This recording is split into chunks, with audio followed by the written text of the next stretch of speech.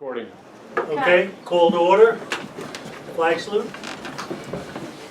I pledge allegiance to the flag of the United States of America and to the republic for which it stands, one nation, under God, indivisible, with liberty and justice for all.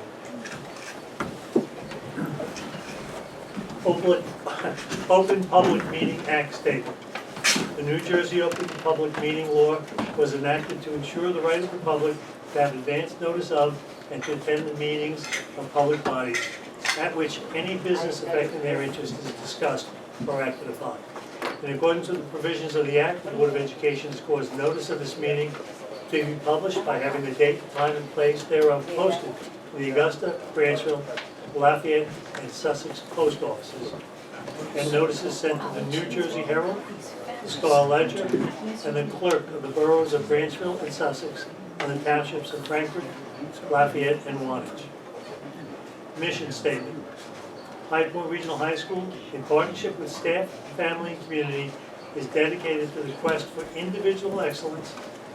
By fostering high standards of achievement, we prepare students to become responsible and productive members of a diverse society. Roll call. Jim's not here. Jim's not here. Jim is making coffee signs. I'll do the roll call. Debbie? Here. Anthony? Here. Tom? Last name too, aren't you? I can do that. Gail Tadona? Here. Jim, Wayne Dunn? Here. Joe Carrazza, not present. Patty Nugent? Here. Leanne Smith? Not present. William Keough? Here. A quorum is present? Yes. With that, we're going to start our training session. Okay, thank you for having me, High Point. So I know that we shut that? have. No, this is open still. Yeah, this is open session. We're talking about goal setting tonight. And yeah, woohoo is right, honestly. This is one of my favorite things to do with boards, let me tell you. And I know I will be visiting you again for the Open Public Meetings Act in October on the 17th at 5 o'clock. September. Or September, which is maybe not quite as fun as this stuff, but we'll make it interesting. But goal setting, honestly, is one of my favorite things to do with the board. And I know we have a brief amount of time, so we'll get right to it. And I don't have a slideshow that's working for you, but I did print everything out. So basically, this really speaks to why you're a board member, right? You want to drive your school district forward. How do you do it? Well, the best method of doing that is to set annual goals with collaboration from the administration that match your vision for student achievement, student success, student progress for everyone at your district serves. And whereas a lot of times we're faced with, some kind of the day-to-day quotidian decisions that aren't really visionary, this is completely visionary, in all honesty. But we base it in data too, which is why I have that little slide with the vision eyeball leading the brain. I thought that was actually kind of a good, A little creepy but lovely. I thought it is a little creepy, but at least it wasn't bloody. But in any case, if you look at the next page, the board governance cycle, goal setting really is at the heart of all of this, and you guys are right on target. You can look at this later on if you like, but I just wanted to point out a few things here. Goal setting, we suggest that you do it in May, June, July, so we're doing very well. And after you decide on what goals you're going to have for the district, for the board, action plans should be developed shortly after that. The board does not have to approve action plans. It does need to approve the goal. But the action plans, especially for district goals, are the purview of administration. Board goals, if you set them, your action plans, if you should write them, are for you to write. And we'll talk a little bit more about the distinction between the two in a moment. But especially with district goals, you're reporting out on progress. The administration should let you know how these goals are going, how they're working. Do they need to be a little bit more flexible? Are resources aligning? Is there more support that they need? What kind of progress we're making towards those goals regularly? We suggest at least quarterly, right?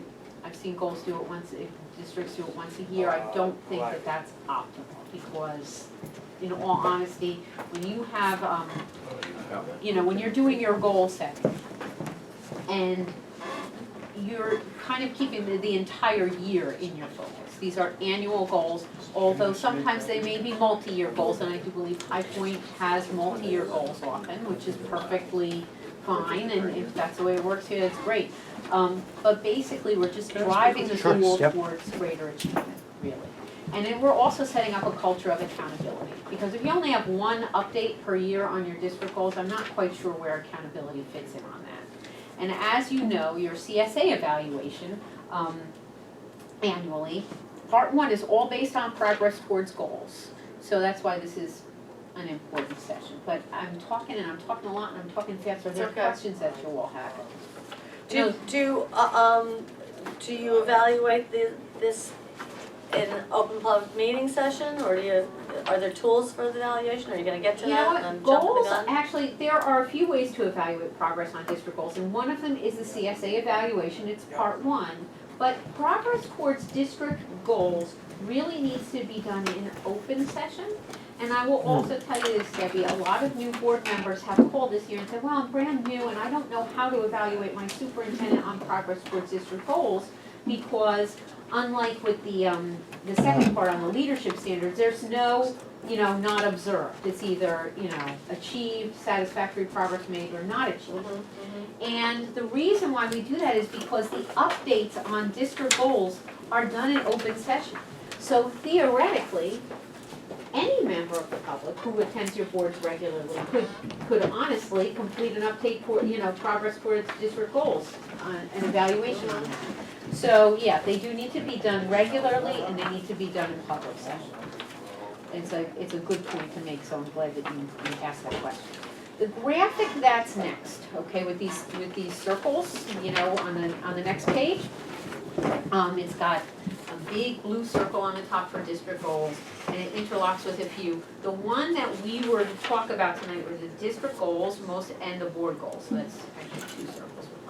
Merit goals are completely contractual. I don't enter into that conversation. That's between you and your superintendent. CSA goals, since merit goals have come into place, they really have replaced CSA goals. They're kind of, generally don't do it. So the board's focus when we're talking about annual goal setting is typically the district goals and the board goals.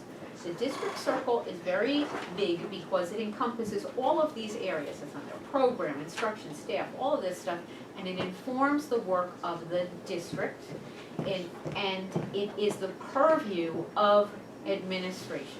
So you set them together collaboratively, but once you've set them and you do receive regular updates on them, your district your administration is tasked with bringing those goals to fruition.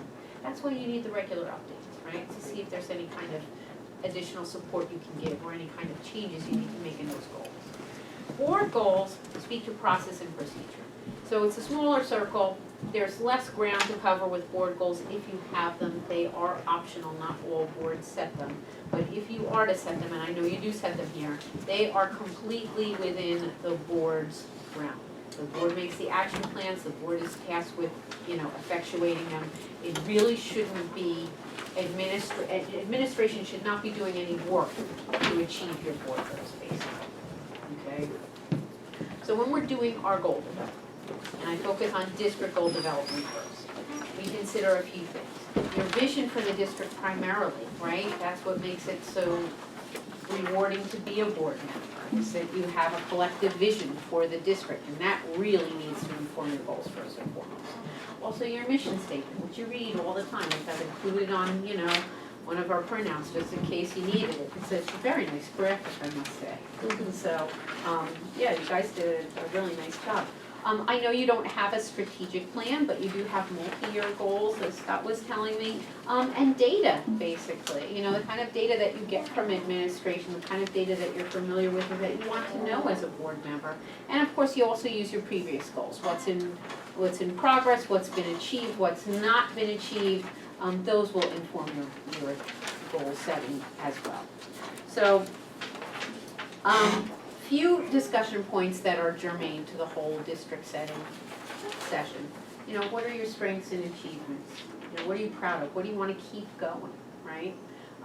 What needs focus, right? Where are our what areas are kind of bubbling up that needs our attention right away, or may need our attention this year and next year, because I know you said multi-year goals here sometimes. But also, what would have the most impact on student achievement for this year, because these are annual goal setting, maybe 2 years out. If you're talking about a multi-goal that goes out 3 years, there's no reason why you can't have that, but that's kind of moving into the area of a strategic plan. Because a strategic plan is like a 3-year or 5-year. So what we do here tonight is like a 1-year or a 2-year sort of a thing, right? Any questions on that?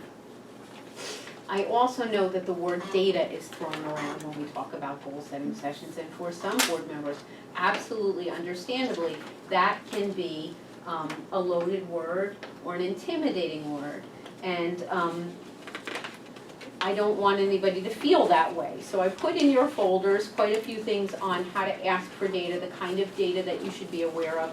You're probably familiar with all this already, but if you're not, and I'm not saying that you have to jump up right now and get this data and demand it, but these are the sorts of things that should inform your work as board members. I like this gray sheet about the district making data cycle. The blue sheet, which is core benchmark standards and essential questions, comes from the New Jersey core learning standards, a little bit outdated, but still, good things to ask, good things to know. You probably know a lot of these already, but if you don't, it's worth a board conversation to move yourselves toward greater understanding of data, right? Because that's going to drive your decisions and your goal setting, and also your work as a board member. And also when the community comes to you and wants a kind of, wants to know how are things going at High Point, you'll be able to give an answer that's informed by data. Not saying you have to memorize everything and all that, but it's not all on you as individuals, but it is on the board to understand what's going on and to ask administration the right questions, because they need direction from you, right? That's and I'm sure that and I know that they're happy to provide that for you. So, any other, and also, I don't know if you can read this little thing, but this is a good sheet too. I'll get you a copy of this, how boards ask and discuss data, so. Sorry, I had it on a big slide, but my That's not the computer's. same one as this one? No, it's Oh, a little okay, bit different, okay, all it's right, a little bit all right. different, and I can, you know what, now that I think about it, I'll scan it and email it to everybody, just so that you'll have it for your record. So that being said, are there any kind of questions that you have as we move towards the last 20 minutes of our time together? I want you to be able to start your 6 o'clock on time. Well, we talked about that, we might do some later. Yeah, don't rush through if we say rush through, if we go a little late. Okay, Please. okay, very good. All right, well then I will slow down just a little. But, and I see you're peeking forward, Debbie, Sorry. which is perfectly new and which is perfectly fine. And if everybody wants to peek forward, on the last page there, I've got the vision slide. And honestly, what I want to leave with today is that everyone feels comfortable that the goals that you set, which you're not going to approve tonight, typically you approve it the following meeting, I'll type everything up in a memo for you.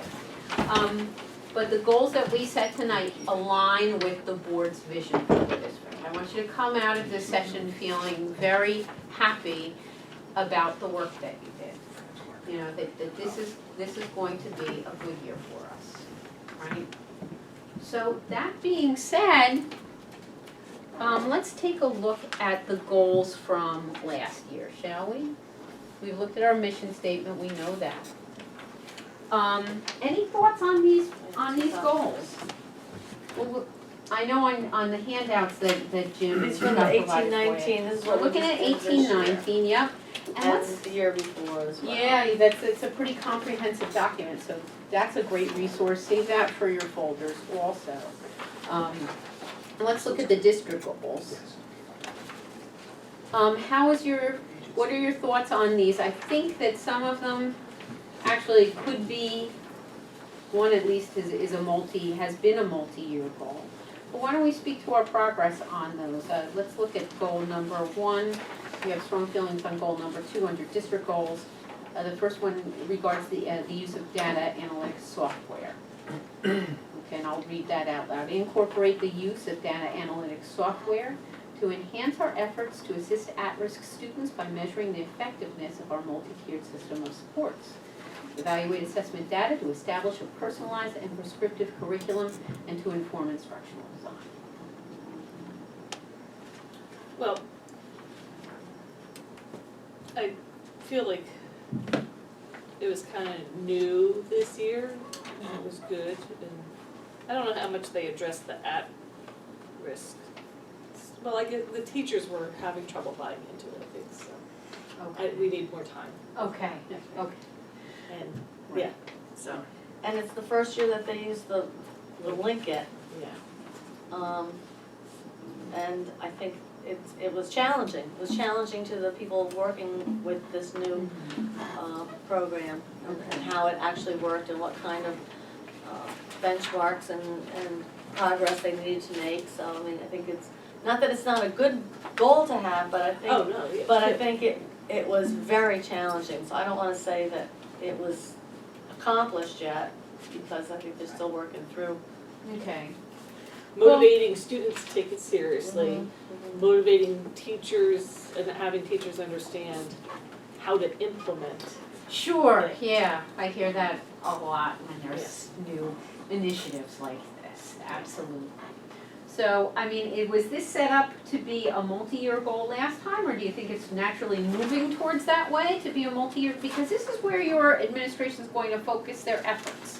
Most of it, I mean, it's not like you get something down on paper and that's all they're gonna focus on, but this is going to be a major, This is a major district goal. And the year before, it's stated a little bit differently, but it's district goal number 2 on the 17-18 school year. And I don't think it was part of it the year before, although the RTI, which is part of what this is relating to. But I don't think it's just, it does say assist at-risk students, but this is for all students. This is not just an at-risk. Yeah, that's You know, what I feel like too. That's why it feels very, I noticed that too, and, one of the things, you want your goals to be expansive for a few reasons, number one, because you're serving an awful lot of students here, not just one segment of a particular population. But also, I'm not sure, we recommend that you put these on your website. I've seen some boards put them on their board agendas, just so that you have a focus, so when you look at your agenda, you can relate the items back to your goals. And the public sees them, right? So they will know that, this is where your values are, this is you're serving all kids. So although I think you're right, I think this goal as written looks like it's just for one particular group. So Maybe you get may rid of want to that risk. expand that language. and are we in charge of putting district goals together, or are we in charge of putting board goals together? You are, In terms of approving the goals. absolutely, you are in charge of, you need to approve the goals, but forming them is a kind of a collaborative So- experience between you and administration. So, So that's a suggestion or a conversation we would need to have with Scott and Seamus and about that, having that at-risk part in the district goal versus rewording it. I don't wanna remove the at-risk, but it should be more inclusive. Is that right? yeah, I think that's a. Because I just know that the entire building was involved in this. Every classroom was involved in this, not just classrooms with at-risk students. Yes, it was the whole thing. So for all of that work that clearly went on, you wanna make sure that you recognize it and that, when it's time to appraise, how it went, you'll have. So was that a situation of scope creep where we had a goal that was for a specific thing and the scope kind of expanded during the course of the year? Or, Do you know, I can't speak to that effectively. It sounds like it, except that, and I know that the RTI program that they've been working on for years, this is like maybe the 4th year, that response to intervention, because when Zwicky was here running the curriculum, they wanted this multi-tiered level of helping kids who were failing out. Most of them were at risk. Special needs population was a big part of that. But it expanded, the data-driven part of this expanded to the entire district. And this link it is for everybody, it's not just for the special ed department. So, Well, at-risk isn't just special ed. I know that, it's not just the kids, I know it's not just special ed, but it's kids that are failing or at risk of failing. The I'm not at-risk, graduating. the at-risk is, right, it's definitely an academic at-risk, it's not, Oh, right, yeah, correct? yes, Okay, all right. agreed. And But so. kids are at risk not because they're special. Right, right. So, but they've challenged the entire teaching staff to look at data-driven information to say, what standards are you weak in this course and how can you improve it, and let's measure that. That's for everybody, it's not just for the kids that are, Which I think is good, because Sure. you want to challenge your capable students as well to Yes. do the best they can to, because, you know, and you wanna, yes. well, you need to teach the standards, and you need to focus, because that's part of what Lincoln does too, is that it focuses on certain standards that maybe are weaker, so that they can try to improve those standards. So, I don't know, yeah. So we're having a little, I'm sorry. that's all right. It's a very busy day. Yes, there's a lot going on, and tomorrow too. We're having a conversation about the fact that the district goal on District goal number one, Mhm. when it says assist at-risk students, we are saying it seems to, the Linkit program seemed to be assisting all students. It is, that's not specific to Lincoln. That is specific to our goal to try to address student culture and not just student academics, but student climate and culture. Number Let's one sit to was? refresh. Wait, hold on a second, Number hold on a one. second. Number one. Are we Number on one, board or district? District. goal. District. All right. It is supposed to help everyone, Yeah. But it indicates that at-risk students. yes, So sir. for next year, if we wanna continue this vision, which we have, we really need to, Modify Reword that that. somewhere. Yes, that is, it should not say that. Well, we were talking about all the work that's gone into this, and it's not just been focused on that. Even if it began with this, even if it began with this, which it seems to have, the RTI program 4 years ago, this is culminating with I that. think what I did was conflated two sentences, which confused it. The at-risk was to utilize data as a part of our multi-tier systems of support, and then the next sentence, evaluate assessment data to establish a personalized prescriptive. I think I was trying to condense the district goals down to two Okay, and incorporate two concepts that I did not do a very good job of making sufficiently I clear. would not say that, and I would No, also I say can- that that's the school year that we are successfully Yes, ending ma'am. right now. So we're moving forward, and I'm wondering if you'd like to take a stab at kind of, because I believe that there is agreement that the board would like to continue with this particular goal area. So I'm wondering if there's some, draft language that we could come up with tonight, using this as a basis, to have ready for our goals for next year. Because you could even approve these at your next board meeting if we get the language down right tonight. So what do I you would think? use a semicolon Okay, and get rid of that risk okay, So where are you gonna put the semicolon? after supports rather than the period, because really what we would be utilizing it for, the data analytics as a component of our RTI program, but furthermore to personalize and provide prescriptive instructional design interventions. And so I guess those could either be two goals or written differently to ensure that it's one, because the spirit of it is to use data. For all classes being taught, Yes, So it this- is, All levels. yes. all levels, so this, maybe you need to break that I- into two separate I things. do think, yeah. I've been thinking all along, it's two goals It crammed needs to into be one. two. And that last sentence is really It probably was two goals huge. crammed It is, into it one. is a Yeah. huge area. So, I mean, it's not like you're not doing the work or anything, it's just that there'll be a spotlight We'll- shown we'll on this part and a evaluate that. spotlight, spotlight on that, so. Okay. How many That's district 9 goals o'clock. are we supposed to have? Absolutely. Two district goals? We've had 3 in the past. You can have as, you know what, I think five's We a had- crazy number. We I had think 5 and one's a 15, crazy number. 16. But Okay, let's two, not do three, that. something like that. We've is- had, I then get we had overwhelmed. 3, then we had 3. No, then we had 4, then we had 3, then we had 2. You were really, chopping it down. Going down to 0.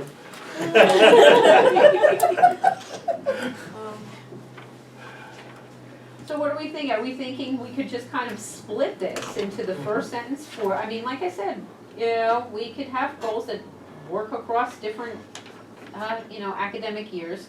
Perhaps your first goal for 1920 would be to incorporate the use of data analytics software to enhance our efforts to assist students by measuring the effectiveness of our multi-tiered systems of supports. Number one. End of goal number Yep. one. Number two, evaluate assessment data to establish a personalized and prescriptive curriculum and to inform instructional design. Is that something that you guys want to, does that sound like we have our first two goals? Okay, fabulous. Like it. I love efficiency, it's all good.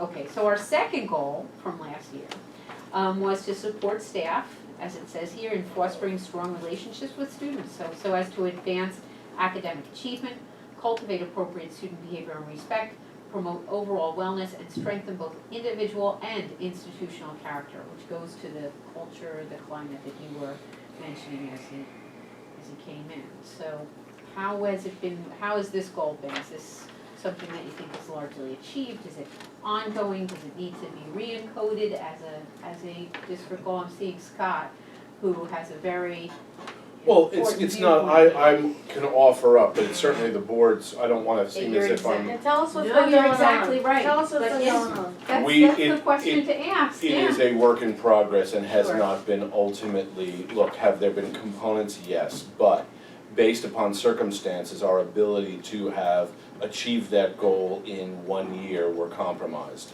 And it is my opinion that we have, as I have spoken to the board in the last couple of months and spoken with you, reallocated and reinvested resources, human resources in certain areas so as to ensure that we do a better job of achieving this. But the circumstances of the last year presented great challenges to our ability to achieve this. Now, so I'm thinking that, and forgive me if I'm misinterpreting, but I think that you're advocating for using this again for our upcoming year. I just wanted to spotlight, I mean, your resources. I mean, let's take a look at your, the fiscal reality of, is there, can you support this with, Yes, and as I mentioned before, I had said to the board, like, look, we divested from this vision which had proven successful.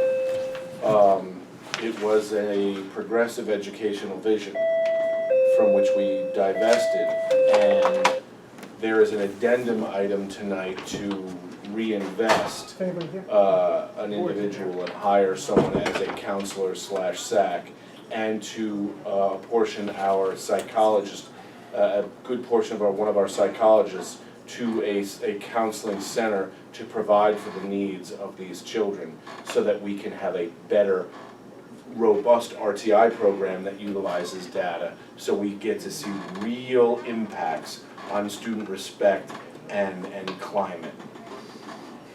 Doesn't pass it along to some of this too? Yep. We did, but pass it along, we had this great plan this year, but it required all parties be invested. And I'm just gonna say what compromised it. There was a job action based upon the negotiations, and they chose not to participate. I'm not making value judgments, it was part of the negotiations on their part to not participate in the implementation of pass it along as we had originally intended.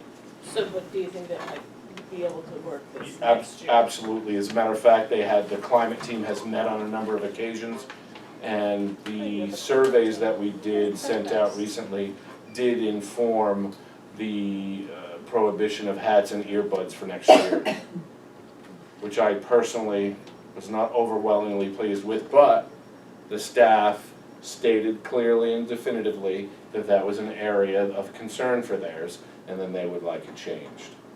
well, there's your data, right? Right. From the survey, so you're supposed to use it whether it's good or favorable Yeah. or Whether it completely turn out what not. you Yeah, want it to be. My exactly. kids aren't happy about it, but Well, just think, if they get hauled into the main office, nothing bad will happen to them, that's I all. know, okay. So, I mean, listening here, I mean, this was written broadly enough that I think it could work the same way that it's worded for next year. But it's your board's goal, so I'm wondering if you guys are on board with that, or if there's something that you wanna add to it, change, you know, shape it a different way, or just leave as is. Well, I feel, sorry, I You feel go. that this is important too because of what we've seen with the suspensions and stuff like that too. Explosion this year. That we really need to focus on that again. How are we measuring that, the achievement of that goal? That's exactly where I'm at. I'll What go back defines to success? also number one and number two, but how are we measuring the achievement of that goal, number two? Well, it's gonna be number 3, right? Number Yeah, three. It will be number three. Right, so you would measure through a number of indices. You would measure through number of suspensions, number of instances where children were deemed to be under the influence while at school, number of behavioral infractions, also data on surveys, staff surveys, whether you use Likert scale or open-ended questions, if you wanted to use mixed methods. But I think those would provide data. So as part of the generating the goals, we'd also generate what we're measuring them and what the baseline we're comparing it to. Sure, Because if we have a goal of Right. little suspensions, well, is 1,000 little or is 10 little? no, we do have the Less than- numbers. Less than what we had this year, to Well, reduce that's a it, measurement, yeah. it's a baseline, Yeah, that's all I'm yeah, asking for. yeah. Something to start, what's our starting point? I almost wonder if you don't go back a couple of years where Yeah. where it was lower Right. and look at the rise and then see if it goes back down again.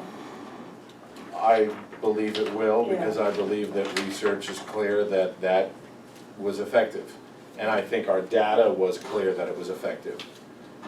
But then when we diminished resources in that, we saw a significant spike. So with increased resources, Yeah, I it think, should go down. yes. So do you say it will go down to 2 years, 3 years ago? Or you could say drop by 20%? 20% is not a small amount, but we did increase 100% year over year. So in 17-18, we had, say, 55 suspensions. This year we had 112. So even if it could drop like 20%, I think. And 20, I think, I would hope it would be more. Achievable. Yeah, but I Yeah. think- Are you saying you wanna write a percentage See, that's what as a I goal? don't know that you wanna do that. You It's suggest a smart goal. I So- wanna have a goal, but I wanna have also measuring Measurable. tools that we all agree upon. Let's have a goal with nothing to measure upon. Right. We think we did good. But what you can do is you don't have Carol, to our set boards that it, do that, Bill, as you may be aware. you don't have to state it, but you can You state utilizing this data, we will measure the success, but not saying 20%. So just Well- reduce the number of discipline infractions with increased resources. I'm sorry, Wayne. Yeah. No, I'm just gonna take us, so I'm actually surprised, because whenever I've been involved in goal setting in industry, they usually put up the chart, SMART, Yeah. specific, goals. measurable, achievable, relevant, Yeah, time. and timely, yes. Timely, or whatever. And so if you can't measure something, you know, Nothing can be it's achieved fluff if it can't be to measured. me. You know, so the numbers have to be put in there. I mean, Okay. to have a And goal of that's- something that you, Whether it's a 20% reduction, a 50% reduction, that's something we have to determine as a group and vote on. Do we want it to be trending down? Do we want to achieve 20%? Et cetera, that's what we have to all agree upon. It's not that Scott and the administration make a recommendation, we discuss it and vote on what we think should be appropriate. And you'll, That's and all- that's what what you'll we- be discussing and voting on will be encoded in the goals, because Right. the action plan, like if Scott says, well, as part of my action, let's just say you didn't put the numbers in there, but Scott says, as part of my action plan, I will reduce it by 20%, then that's not really the board's say whether it wants to put 20, 30, 15, or what, but No, if you it's- put in your goals, then 20%, then he will attack it from that particular, you know. Well, let me make sure I understand. He says we're gonna achieve something with a 20% reduction. And he presents it to us and we discuss it and just vote on it. And we might say, why is it only 20%? Or do we really think he can achieve 20%? yeah. And if we think 20% is too low, then we might not approve it. That's true. If we think he's stretching too far, we say good luck. Right, right. And you know, I will say, I don't see as many districts using the hard numbers these days, because it seems like a lot of times I'll go back in the districts, especially the ones that I serve that tend to keep getting cut by the state every year, and it's, you know, well, we weren't able to achieve it because of this reason, because of that. But I'm not that, saying that it's bad. informs That's- next that's year's within- goal I'm then not as you saying go it's forward. better good, but that's the So- reason why a lot of boards have been moving away from writing hard numbers into their goals. You certainly can if you want to. It may be a very good idea for you to do it, and I wouldn't know that, you would know it. So if we You're did it board. and we didn't achieve it, we wouldn't necessarily think that we failed. This is what I was going, this is one of the things I was gonna talk about, that Lincoln. When they used it for the first time and they made some benchmarks or goals to achieve on Lincoln and they didn't happen, now is that because they didn't understand how it was gonna work, and, or do you punish the teachers, or, and in my brain, you don't. You have to work through this and see how it goes. So I'm okay with putting hard numbers in, I am. I'll give But I you for also- instance. No, I'll give you for instance, so any manufacturer of something, of airplanes aspires to 0 defects. I'm okay if they get 1 defect every 300 million hours, okay? But they still aspire to that goal of 0 Yeah. defects. Okay. And the other thing, in my experience, there's always quarterly reviews, and you're saying, what happened since you made your goals? How are you doing in achieving it? And has there been significant changes that make that goal unrealistic? Should we revise it? Which we could have discussed the first quarter because the circumstances had profoundly changed our ability to achieve them. And you can always revise them as you go along, because there's clearly, and if you say, I'm revising because we're not making it, well, that's not the Yeah, reason. yeah. Right. You're revising because we got a substantial cut of Right, funds, and now we don't have right. the funds we anticipated when we put together the goal. Okay, then let's consider what it should be. We'll go down from 20 to 19. I get it. Okay. So should we put in the 20% reduction? They'll make a recommendation, how about that? Yeah. Put Discuss it with together a your recommendation. Okay. And how we're measuring each of them. What is it that we need to know, the measurement, how we're gonna measure it, what the goal Right. should be with each of those measurements. Good, so utilizing that, tonight on the agenda is quantitative merit goals, on which it discusses the manner in which the Likert scales were determined. And anything over 3.00 demonstrated that the goal was achieved. And we squeaked past with 3.12. So that's an easy quantitative measurement, a Likert scale, based upon survey data. Because when you get into qualitative, it becomes almost immeasurable. Really immeasurable, Yeah, that's the point of it. literally, Right, yes. right. Yeah. So, I'm assuming that while we may be able to use mixed methods, the measurable is the quantitative. Okay. Gotcha. So what I will do when I'm writing up my memo of this session, I will take this language, put in the memo, and note that you're taking this back to your admin team and you're going to refine it with an achievable percentage. Mhm. And you'll Measuring also tools add, and objectives. you know, and Good. present to the board the baselines that you would be using for measuring that success going Well, forward. that's the third thing, you need measuring tools, objectives, and the baseline that you're going from. Okay. There are no merit goals next year, so just so you're all aware. Are you going Makes to everybody happy. require the same type of measurable outcomes for goals 1 and 2? Any objective, any goal you have to have. Right, so this year, if we make number 1, 2, right, we could look at 2 Two different ones. after the semicolon, Right. the aforementioned Yeah. semicolon. Goal Th- number 2, evaluate Right, assessment data? Right, we said anything over a 5% aggregate. It ended up being 8.2% in the aggregate. So that was measurable. Now, 5% I think we could do better. I Okay. think 5% was modest, but we got 8.2. All right. And was Particularly this the our- first- I'm This sorry. was the first year that it was used? We piloted it a year ago in the 17-18 year, but yes, the first official year in which it was implemented was this 18-19. And I think we would be moving into another year, so therefore I would be confident that we could see goals that would exceed hopefully the 8% that we saw last year. Board's happy? All right. I would struggle with trying to figure out what is now becoming one. Right, so what do? You say, okay, dropout rate, what do you say? Incidence of substance use, incidence of suspensions, so to Well, me, then is it a goal, if we Yeah. can't even measure?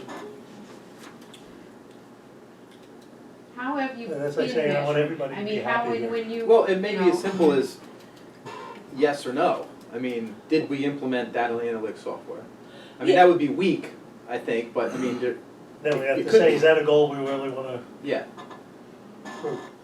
okay. Well, multi-tiered system of Really, I would supports want to, yeah, it's RTI. is RTI, so once that's implemented, Mhm. do their grades improve? Could that be a quantitative? Well, that's one component of RTI, right? So RTI is looking at multiple indices of student student behavior, absenteeism, Yeah, substance absenteeism, use, yes. suspensions, grades. All these different things are indicators for which are at-risk behaviors. And so research shows that if you have kids who are, say, have three evidence of three indicators, the likelihood is that they will struggle, right? Possibly drop out or things like that. So how do you quantify that? I'm not quite sure. I would take me a little bit of time to look into that. So with your administration, see what they can. Yes, sir. Yeah, and are the kids identified? How do they identify them? Right, so what happens is you They gotta have to utilize INRS, you need to utilize the, what I'm going to have this year, now that we're reinvesting, is an RTI coordinator who is going to populate that spreadsheet with the indicators, so That would be you're, your data. That would be your correct. data. So you're monitoring student attendance, you're monitoring student suspensions, you're monitoring instances of substance use. All right, and those are just three. And so this gives you real time, or hopefully as close to real time as possible, utilizing our student information system to have a more responsive, because INRS takes a long time, Yeah. because it's academic based. Yes. RTI is based upon a broader range of indicators. But it would take me a little bit of time to figure out how to measure that in a SMART goal context. But not that we can't. Okay. Would you like to include that as a goal? That's what they can do, administration can develop. Okay, And then All right. we'll tell you. that's what we'll do. So we have 3 goals. Are there any other areas that the board feels needs to be addressed in the form of a district goal, or? Well, is it a district goal or a board goal with like the long-term planning committee and like trying to be strategic about? Actually, that's a strategic plan, which she had referred to at the very beginning of this. That's, we can put that as a goal in developing a strategic plan. That's part of the long-term planning committee, yeah. I don't know how to measure it. Oh, God. Look at, I went through it at Kittatinny. It's, and you don't see, Well, it all depends. If you try to bite it off the very first time, you're gonna put a year of grinding out that outcome. You develop it, and that's something that's a living, yeah. so the strategic plan is a living developing plan in my experience. There are lots of ways to develop a strategic plan. I mean, you can get a facilitator in, you could do it among yourselves, you could farm it out to, administration. I mean, there's a day, I don't know what would be the best for High Point. But if you are looking into that, that might be a board goal, maybe to form an ad hoc committee to look into different ways of facilitating a strategic plan. And this way, if there's just nothing out there, or if you say to yourself, well, our multi-year goals have been serving us, maybe a strategic plan is not something we want. I don't know which way it would go, you don't even know, I'm imagining, but that is a board decision. So that's just one way to kind of look at the strategic planning question. Kathy, can I ask you your opinion of the success of the neighboring district in Sussex Wantage when they pulled in the community to develop their? I am so Goals? biased because I was the Well, I know, facilitator, so- so. I didn't say it was gonna take them to the great. But as you know that, I thought that they were great meetings. The only stumbling block that we encountered was, and I think this was also part of me being kind of green too and first starting. It was one of the first ones that I did for a school district other than my own. But was we had our last meeting, I think in June, and the first meeting was very well attended. Second, also the third, we were down to a handful of people. That was just, you know, we actually attended a second meeting to try to get more people out to do the real work of making the goal statements and the objectives.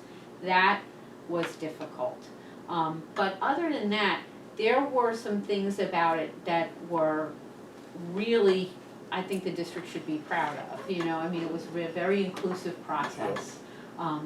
You know, the way it was set up, it was a lot of, you know, interaction among differently vested stakeholders, which that kind of conversation is always valuable.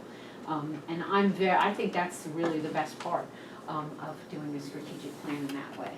So, you know, it's your decision, you know, there's other ways of doing it, but, you know, just that kind of degree of stakeholder involvement is really the best thing you got out of something like that, in my humble, very biased opinion, but, you know, there's other ways of doing it. When you get stakeholder involvement like that, which is very important because it engages the community, my only hope would be that and maybe they did this, I just didn't see it, and please don't, is that the establishment of belief statements. Because when you have belief statements, without belief statements, you really have no foundational ethics upon which to build a strategic plan.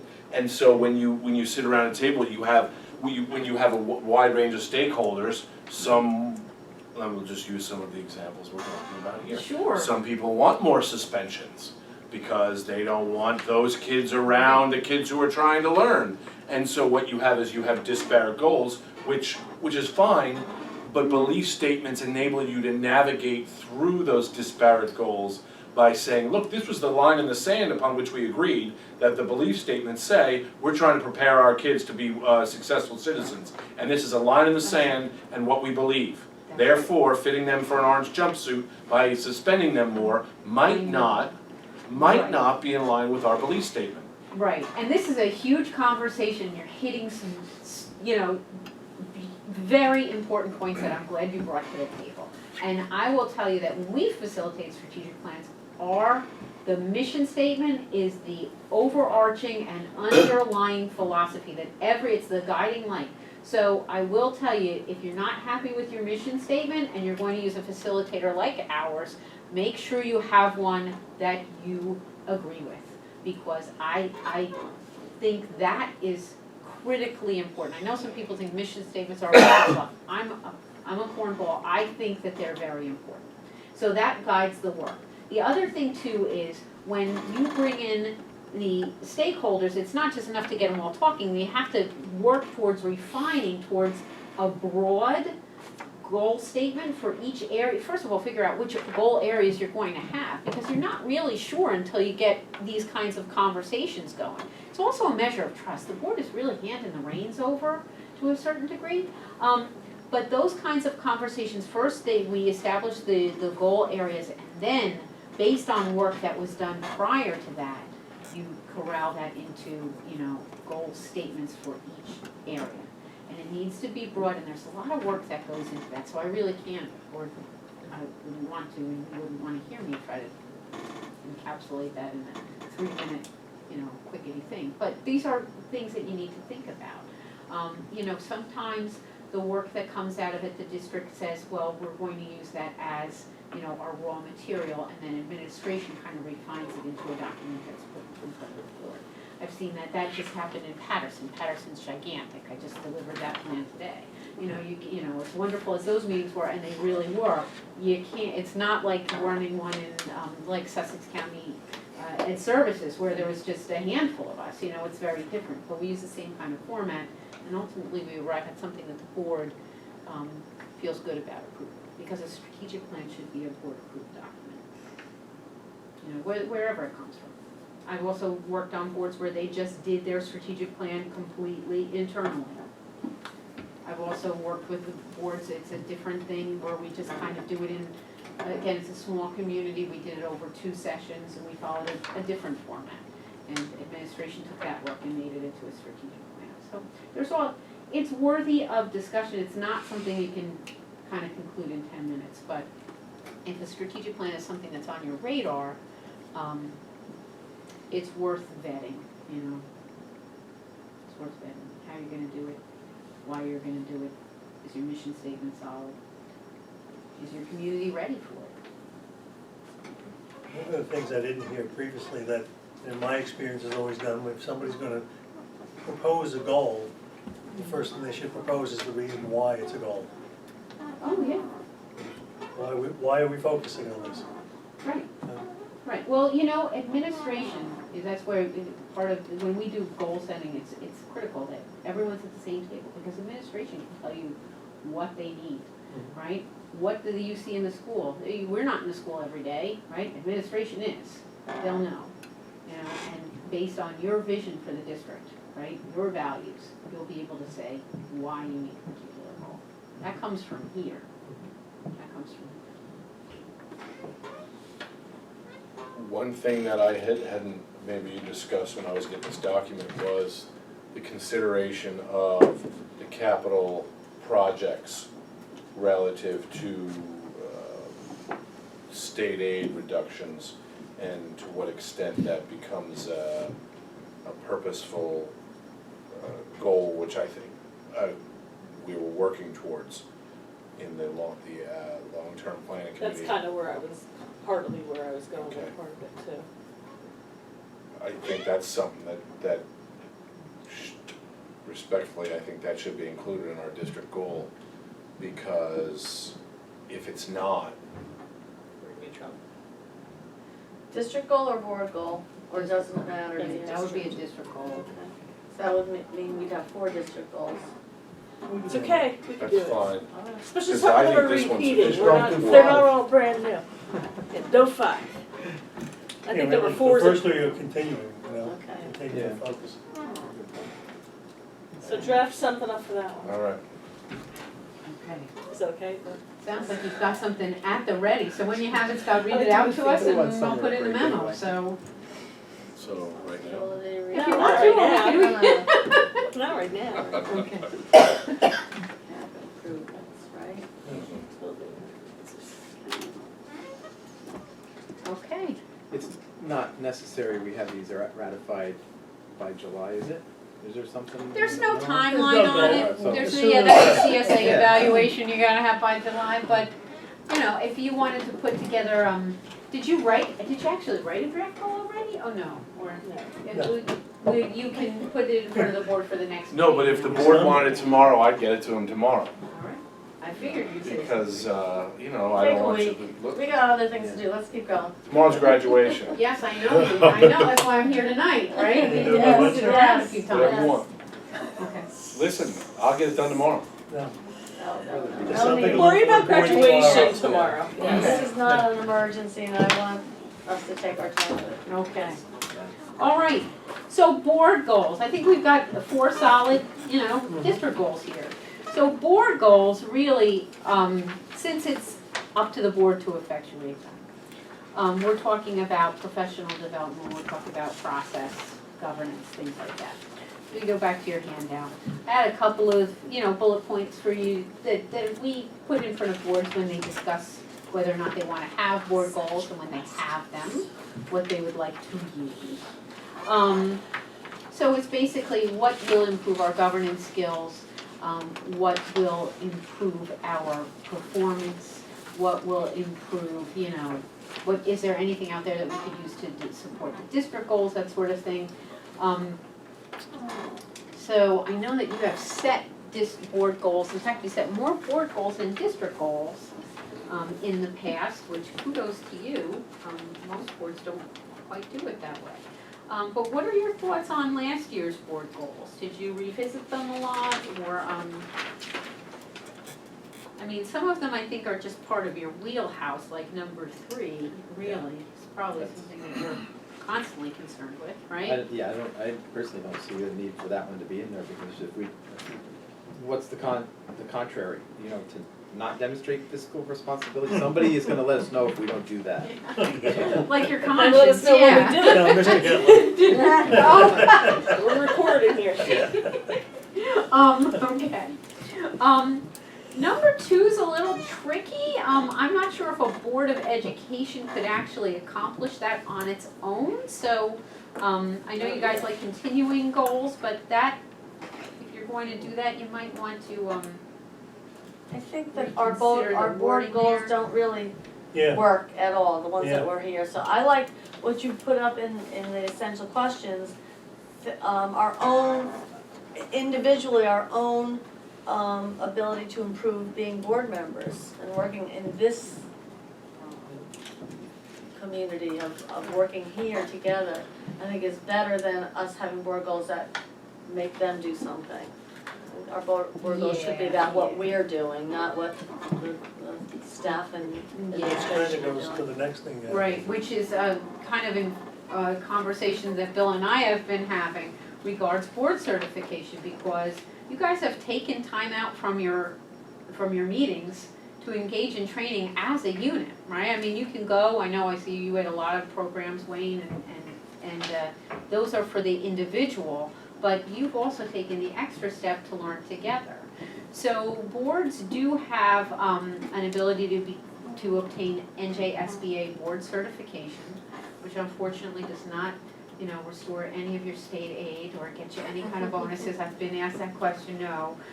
But you do see improvement in just the way that you, in your knowledge base, in the way your meetings are run, and the way your agendas are written, and the way you move through your agendas, and also your community knows that you're committed to, you know, to good governance. And we're the support on governance for boards in New Jersey. So here are the requirements are listed here.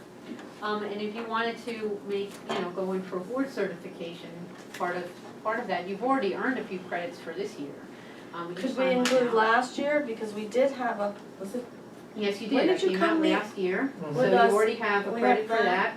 You have a credit for the CSA evaluation, Okay, you have a credit for ethics. I put these into the system, okay, good, and also tonight. okay. So you've got 4 credit hours already. And we're scheduled for one in And September. you're scheduled for one in September. Yeah. And how many of these? So you're moving along. You need, let's see, 16 within 16. 4 So you know, hours, but it's a within 4 years. multi-year thing. There's, I wouldn't want you to do it in one, it could be done in 1 year, but you know, that's kind of arduous. There's a board that's not in one of my counties that received like the highest board certification, the Carol Larson one, but that's because they literally had a 10-hour retreat. It So, doesn't say, yeah. but it doesn't say how many hours we need. It says on the next- 16. This page. Ah, Yeah, there's, Credit- it's credit very is an small hour, print, and I I didn't guess. wanna, you know, squash it It's because I always too skip much. ahead. But yeah, there's other I'm bad requirements like that. too, besides me coming out, you have labor relations, look at your contract, you have our policy people, just do a policy wellness check. But it's pretty much me coming out to your board, other than that, you do your board self-evaluation, which could also be a goal for you to start working on, you know, so if 7 of the 9 members met this, they'd be certified. well, it's a Board board members. thing, yeah, it's a it's a 7 collective attendees. thing. So So, tonight, we have 7 in attendance. Last time you were here, we met this, I believe you've been meeting them. yes, that's what I believe Yes, also, I think you Kathy. have, yeah, I I'm believe sure you've we been have. meeting them. I'm sure we have. No, we have. Yeah, It's not a belief, it's fact. I'm sorry, I'm using the wrong word, Gail, you're absolutely right.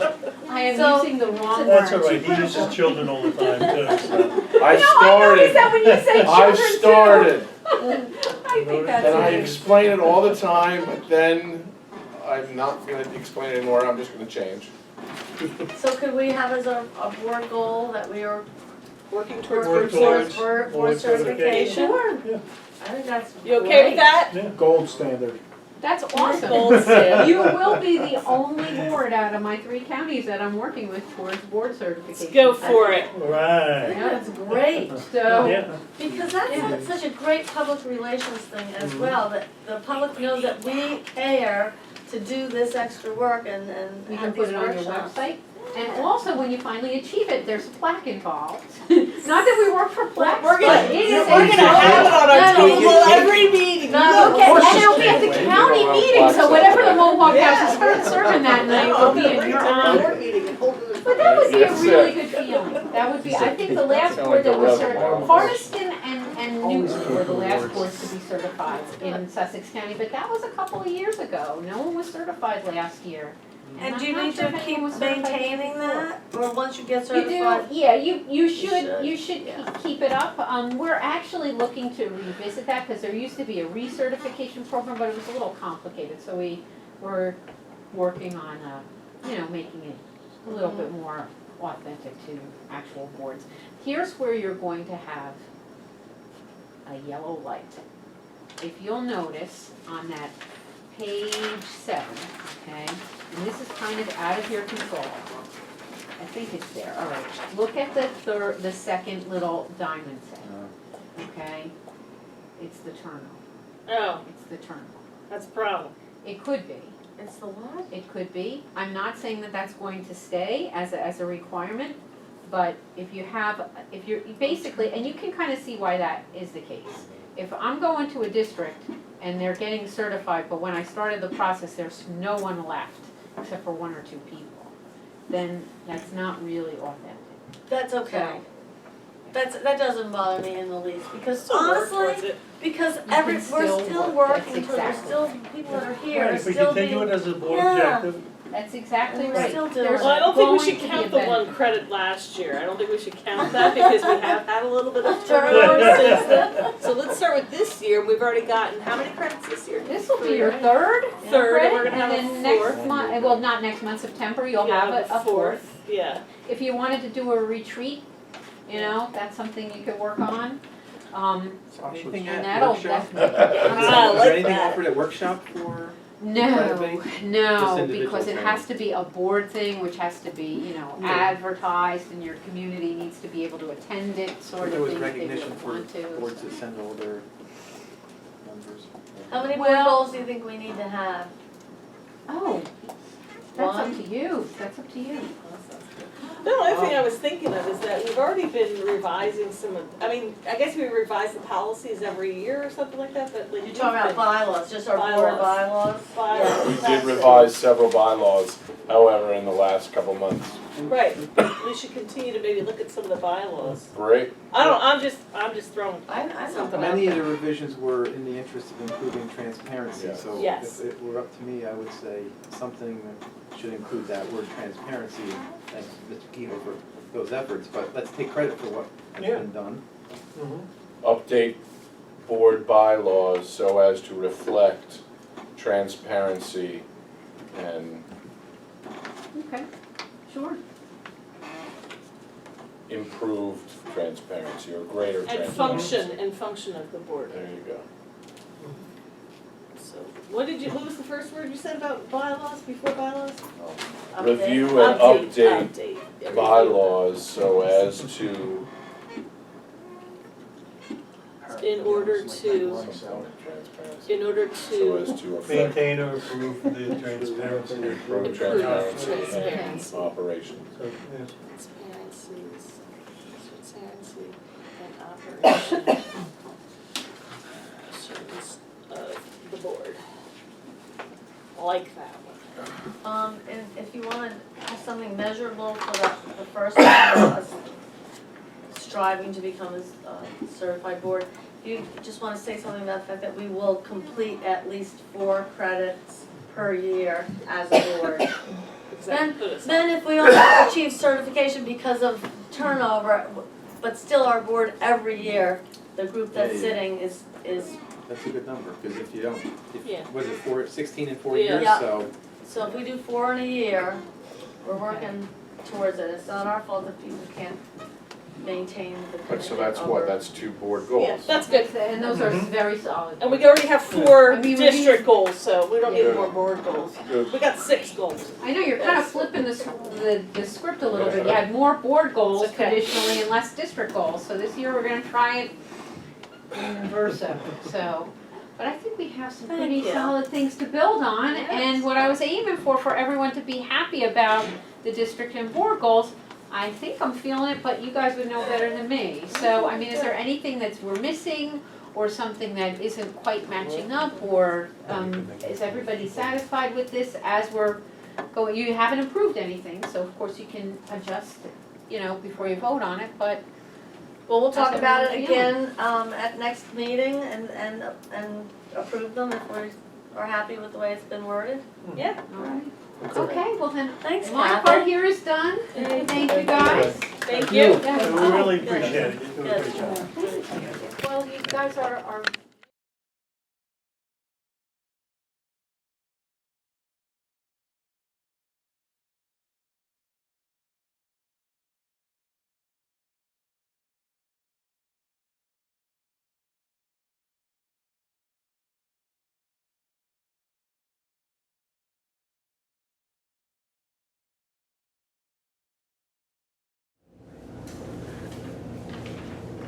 All right, I'd like to, we have a motion to return to public session. Motion? Second? All in favor? Aye. All opposed? Seeing no one opposed, we'll now return to public session. Any unfinished business? Seeing none, approval of the minutes. Do we have a motion to approve the regular meeting minutes, May 21st, and the executive session minutes? So moved. Second. Roll call. Mr. Ancliffe? Yes. Mr. Rangi? Yes. Mrs. Anderson? Yes. Mr. Dunn? Yes. Ms. Nugent? Yes. Mr. Dillman? Yes. Mr. Kehoe? Yes.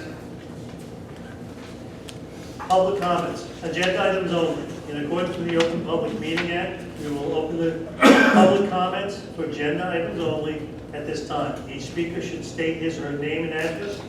You will have 3 minutes to address the board, which will be timed by the board president or designee. We will limit the section to no more than 45 minutes. Please be respectful and mindful that your comments are being recorded. Seeing no members of the public at the meeting, we'll complete with the public comment section and move on to presentations. Student council report.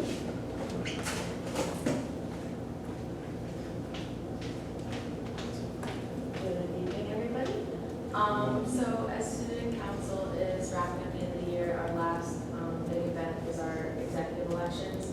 So for this coming school year, our new president is Joshua Lekowski, our vice president is Mitchell Bove, our secretary is Julia Dunn, our treasurer is Sydney Hill, and our speaker of the house is Jonathan Gores, and he'll take over my position to be here next year.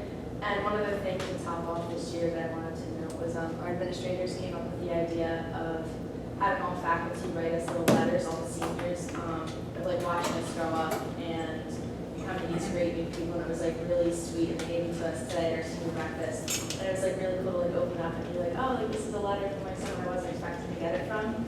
And it was just like a really sweet idea, and I wanted to make it known that they did that and thank them for that. So thank you, Mr. Tomlin. It was really sweet. And so just thank you for a great year. It was a pleasure being here, and best of luck next year. Thanks for coming Thank and you very smiling. much. at me. You're welcome. Thank you so much. She could wait all that time. It's okay. Had such a nice, very nice half hour. Yes, I'm done. Bye, Bye. everybody. Congratulations. Yes, congratulations, yeah. Principals report.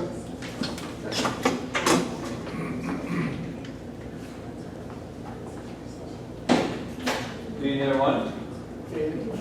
How are we doing today? Good, how are you? Very good, very good. A couple things to add to some things that Lauren was speaking about. We had our senior trip last week. We were successful with about 160 seniors that attended down to Great Adventure Senior Night. It's the first time that we've had the opportunity to go down to Great Adventure for that type of activity, not just amusement park. We got there about 6:30 or so at night. We were there until about 1:45 in the morning. And got home about 2:30 or so. So they had a great time. Had a lot of happy students that got to ride on a lot of rides without any lines. That's kind of the idea. Thank you to Anna Imperio, Tim Moss, Ed Blevins, Patricia Sorio, Cindy Sajak, Karen Jackson, Todd Norton, Kevin Craig, Jack Marino, Jim Rice, Dave Soma, Ray Thompson for chaperoning the trip. Quite an undertaking. We leave here at 3:30 or so in the afternoon, head down to Jackson, New Jersey, and come back about 3:30 or so in the morning. So it was a long night, but we really appreciate their help in the organization for that. This past Friday, we had our senior awards ceremony and also dinner, something that we were able to be here for that as parents. We had a nice dinner here by Mastrio's in the cafeteria, and then went to the auditorium and celebrated more success of our students. With over 30 students that recognized the senior award ceremony. So that was a nice success to kick off our graduation ceremonies. Today we had the retirement luncheon. Again, we had a full house here at the cafeteria. Thank you to the High Point Education Foundation for the support of the luncheon. It was a very nice event. We had a lot of retirees. We had former retirees, new retirees to speak about, so it was really a nice event. So thank you again for that opportunity. It's really nice. Not many schools do that. And people that come from other areas, other schools, and come in and say it's really a nice feel to be able to have that as a family at the end. So I know many of us said that after being part of that for many years. So there's a really nice event as well. Graduation is coming, tomorrow.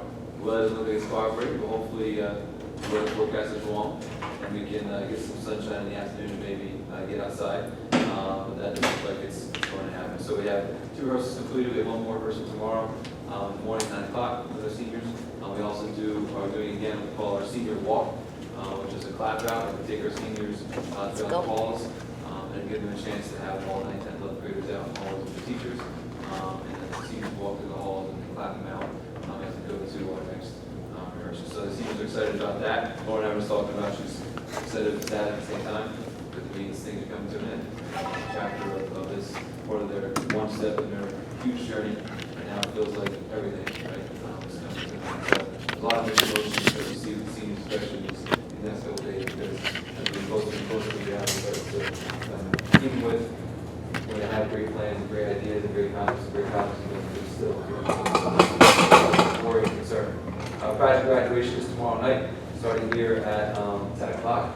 We have a lot of staff that are volunteering for that. This room is transformed into our game room. We have video games, board games. It's really a pretty cool event. We have little Atari games and the new school games as well. So it's a pretty neat event. We use the big screen for some of the games and small board games we play as well. So that's a good time. Also, with a picture of Mr. Really a shout out to Bill Percy. We haven't had the staff golf outing in a while. And really organized it. We got out there today without any rain for a couple hours. Really did a great job. Who won? Huh? Well, there was a team that was loaded for something that plays all the time. He won. Mr. Campbell's team won the golden bag. I'm not sure what the prize was. Just saying. I got practice for it.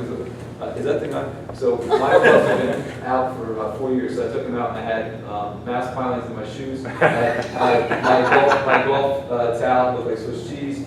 So I threw that out, threw it back in the truck. I said, let's go and have some fun, right? So I want to make sure know that we were 2 under. We were just behind Mr. Campbell. So next time I'm coming for you. Mr. Ducko sank a 60-foot eagle putt on the first hole. Wow. Or otherwise, it would have been a tie and we'd still be there playing. So sudden death, right? Because Jim and I weren't there. I know. I missed where you guys were.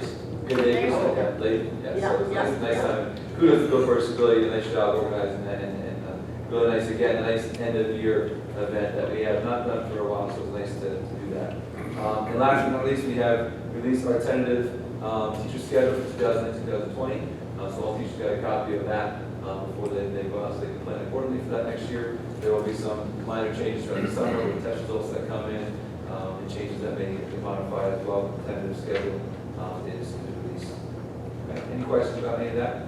Yep. Mrs. James? I want to know 1 or 2 stories about those kids opening those letters this morning.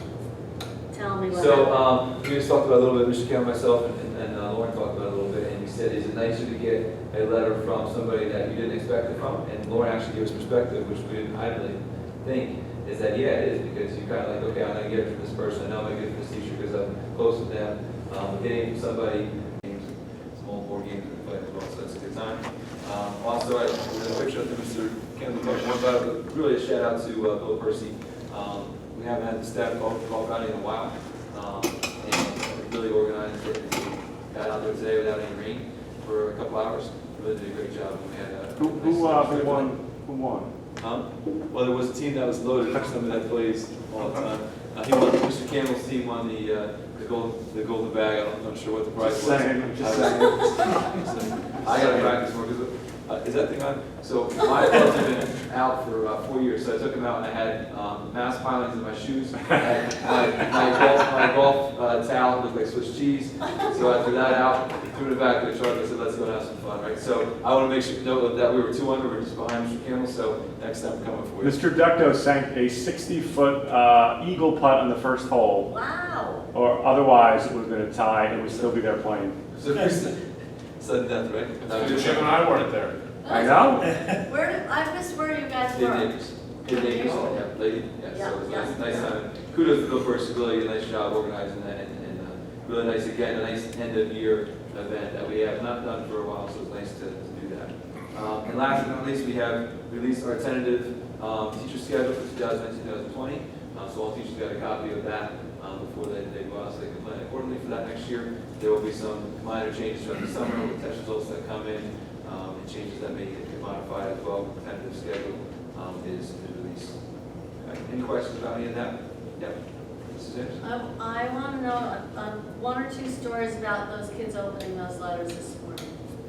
Tell me what happened. So we just talked about a little bit, Mr. Campbell, myself, and Lauren talked about it a little bit, and we said, is it nicer to get a letter from somebody that you didn't expect it from? And Lauren actually gave us perspective, which I didn't really think, is that, yeah, it is, because you're kind of like, okay, I'm going to get it from this person, I know I'm going to get it from this teacher because I'm close with them. But getting it from somebody, custodian or security person or secretary or counselor that you may not expect it from was kind of a nice surprise. So they really enjoyed that. First time doing it, a lot of positive feedback. A lot of them were coming up and were very appreciative. Finding the staff members throughout the rest of the day and trying to say thank you. So it really was a nice event. And we're going to make some tweaks for it for next year, but kudos to Seamus and Candy did a lot of work on it as well to get it all organized and ready to go. But it takes a whole village to be able to do those types of things. So it's another And were they example. how did you deliver them? Delivery, we're going to improve for next All year. right. You know what, I'm not trying to catch on anything, I wish I were a fly on the wall for this, because I think this would be so awesome. So we really just walked around and there were 7 or 8 staff members, and then we had some students help us and we didn't recognize someone, and then the 20 or 30 students who came late, just came to the walkthrough, we gave them out there. Okay. And, So they're all sitting around here, tearing open their letters? exactly, Yeah. right. It was a nice setting because they were signing their yearbooks and having bagels anyway, so it was a good format. The senior breakfast they come in at 8:30 and then have about 45 minutes before they go to rehearsal, so that worked out well. But you didn't have to be there for breakfast, so some came in as late as they could, they could sleep a little longer. And then they went to the auditorium and gave them out there, so I like worked out well. that. Good team effort. I hope we can continue that, because I really love that idea. So we're going to continue that, I'm sure. Yeah, absolutely. Any other questions about the other events before I move to athletic report? So Mr. Van Orden has given me the final spring season numbers here. I'm not going to read everybody's names, because it's quite a long list of NJAC accomplishments. Boys and girls track and softball, divisional champions for the 2019 season, so good for them. We had two players for golf with NJAC honors. We had 2 players for tennis with NJAC honors. We had 6 softball players, NJAC honors. We had 6 first team girls track, NJAC honors, and 6 first team boys track, NJAC honors. And then we had 22 total track athletes recognized for all NJAC. So that's a pretty impressive list. We had 6 baseball players recognized for NJAC. We had 4 girls lacrosse, including our own Lauren Weiss, who's going home decorator captain tomorrow.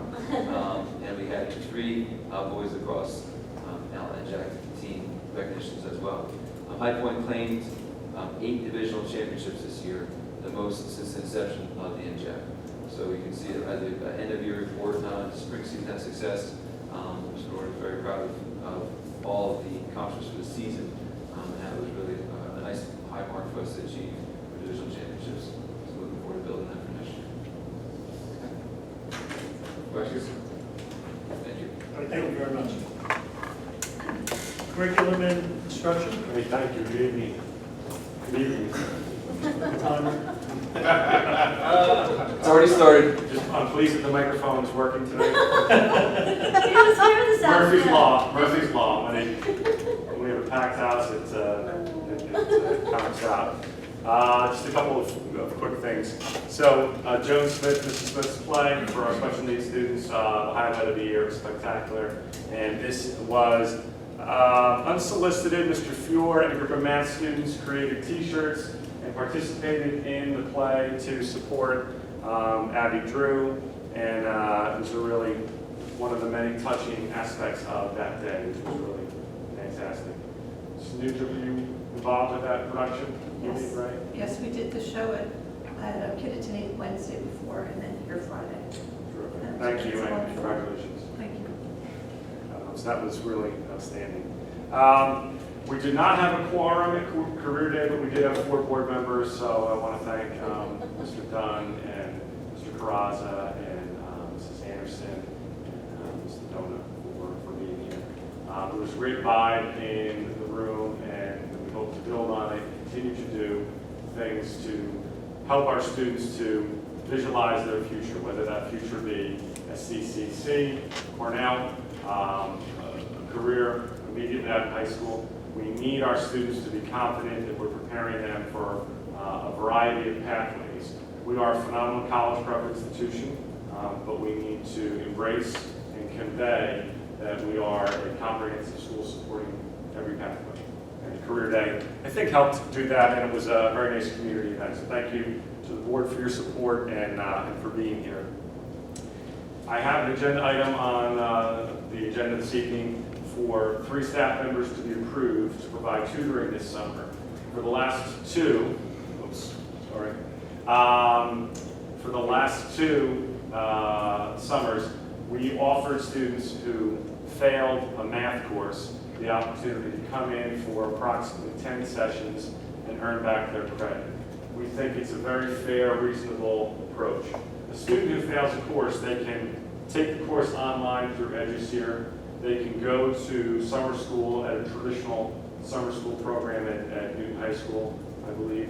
But we think that there are students who are so close to passing the course for the year that we can say to them, we worked with you, we tried to get you there, we've got one more opportunity in July. If you come to these 6 sessions, attend, demonstrate proficiency that you've learned, and make up work, that it's a very equitable way to get them a few extra points to pass. And what that does for at-risk students to prevent them, to reduce their risk of dropping out is significant. When students have to take 3 Englishes in a year, and English is a subject they struggle with, or when math is just what they dread and they're now stacked up with Algebra 1 and geometry, it's burdensome. So we're optimistic that we can expand it this year, and we can help students in English, social studies, and science, as well as math, to remediate their situation and earn credit. So we're excited about that. This will be funded through our ESSA Title I grant, and we anticipate the total cost to be approximately $2,500, which I think if we get the students, I think we will get to attend, to succeed, and to earn their credit is a very healthy investment.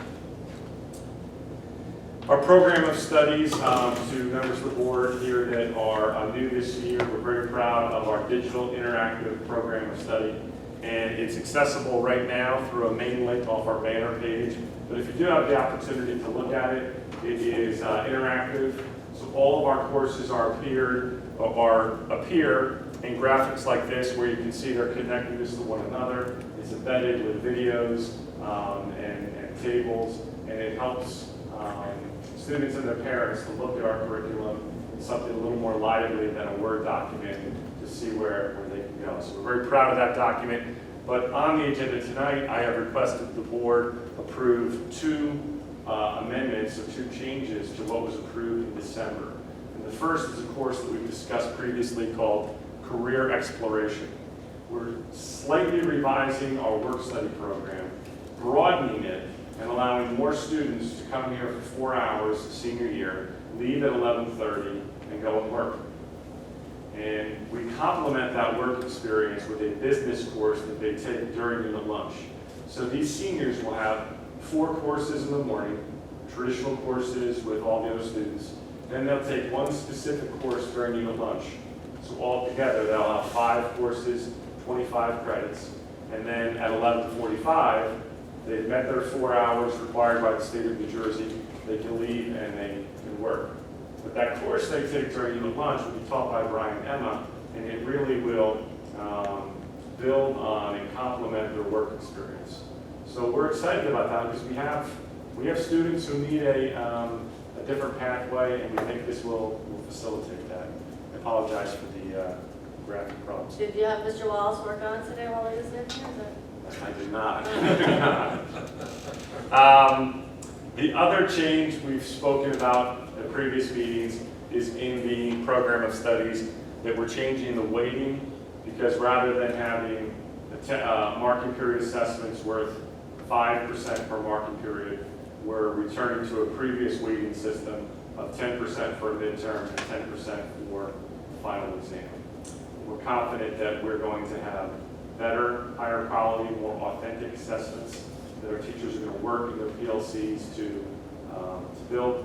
And this is something I'm excited about because I believe the staff, 90%, they strongly wanted slight return to something that was more formal and more structured for these assessments. And any question on those couple of issues? All right, terrific. Just a couple of highlights that I just pulled off of Twitter. This student spontaneously purchased a beautiful bronze plaque of Iwo Jima and presented it on the last day of class to Mr. Langen, who was an inspiration to him. That's Ethan Swartz, who will be heading to the United States Marine Corps. Every year, our chemistry students do this project this time of year where they